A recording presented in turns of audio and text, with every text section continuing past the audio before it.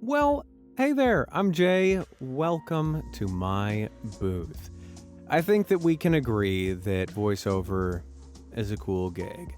Otherwise, we wouldn't be here. However, I did not understand, at least when I was starting out, how much stuff goes on behind the scenes. Sure, you got to be able to get behind the microphone and perform. You got to be a good voice talent, voice actor.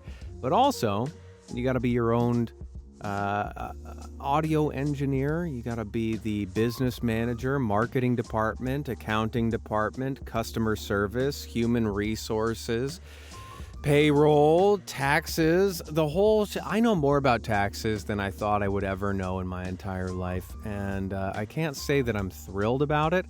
But all to say, there's a lot of stuff that goes into voiceover. Effectively, if you are a voiceover talent in the 21st century of the world, you're a small business and you are a solopreneur, as it were. So for that reason, or if reasons perhaps, I think that the most valuable skill for any aspiring voiceover talent or working voiceover talent, no matter how established you are, the most valuable skill is time management, or if you don't like time management, task management. Is it sexy? No, not at all. But is it important? You bet your bottom dollar it is. And in fact, I can sincerely attribute a significant amount of my own personal success in this business to my own time management skill. Not a brag, that's just, it factors in significantly. And it's vital not just for managing your day-to-day workflow, day in and day out, but it's also really important for managing and setting yourself up for prolonged professional development and progression, as well as just avoiding burnout and maintaining a healthy work-life balance. Those two things are huge, particularly when you are one person in charge of your whole business. So for now, these are just some tips of my own that have helped me out in my own time management from day to day. Take them or leave them. Here they are. Hope they help you out. First up, make a list. Every day that I'm working, I start off by checking my emails, seeing what's come through my inbox, the number of auditions, any sort of requests from clients that have rolled through that didn't already exist from the day or days before. And I'll take a list and I'll put down any tasks that I need to get done. And I'll divide those tasks into 3 separate categories. First up, daily tasks, the things that I need to get done today. Those being usually any auditions that I need to get through, whether through the sites that I'm on or stuff that was sent me by my agents. And then any tasks from clients. If I have a job that's due by the end of the day, or if it's a job that I'm just not going to have time to do in the days to come, that I just want to bang out ahead of time. Those are my daily tasks, and I'll write those at the top of my list. Next, I'll write up my weekly or monthly tasks, things that aren't due by the end of the day, but things that I should probably look towards getting done by the end of the week or the end of the month. Those are things like bookkeeping tasks, invoicing, prepping for longer projects, getting ready for an audiobook, etc., stuff like that. And then beyond the daily and monthly tasks, I'll go into long-term tasks. And those are things that I don't need to get done on any sort of timeline, but that I know will help my career progress down the line. Those can be things like developing my website, working on videos like this, developing new demos, etc. Stuff that I know is going to help me long-term to be more presentable, blah, blah, blah. But I don't need to get them done for a client by any sort of timeline. Make a list. Next up, set a schedule for yourself. Now, this can be a daily schedule for the days that you want to work, as well as a weekly schedule Essentially, set yourself working hours.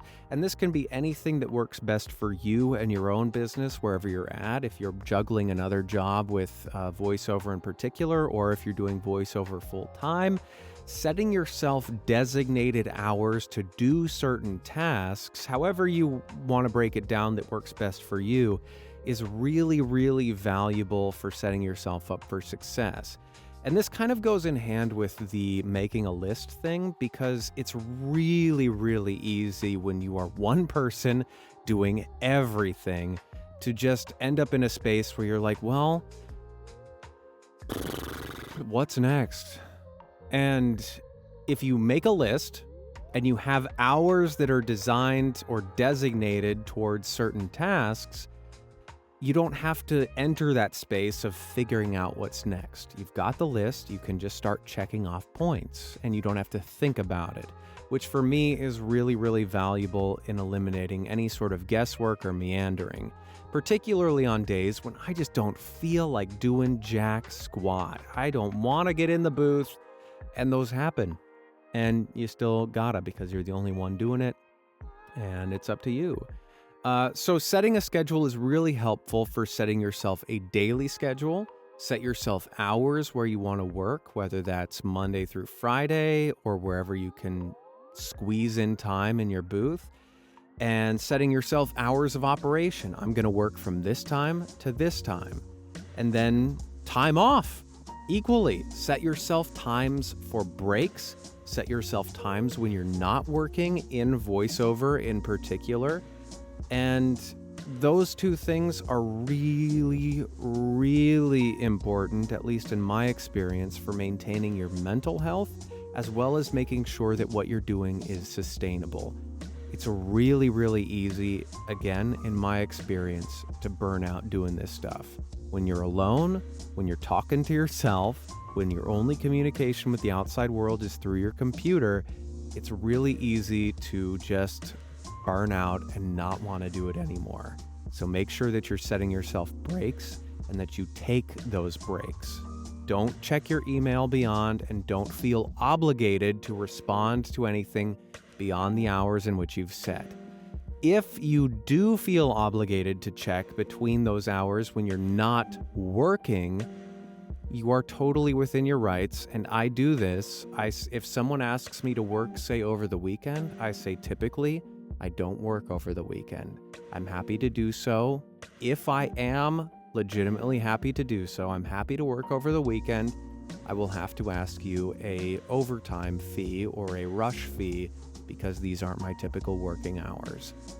That's totally reasonable, and people are usually amenable to that. And if they're not, then honestly, you probably don't want to be working for them, because that means that they're going to come back to you and ask you to work on the weekends, which, trust me, is not worth it.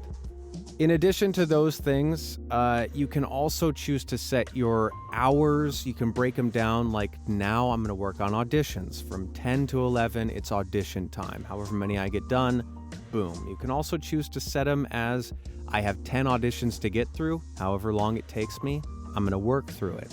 It's whatever works best for you. I term that as a work quota.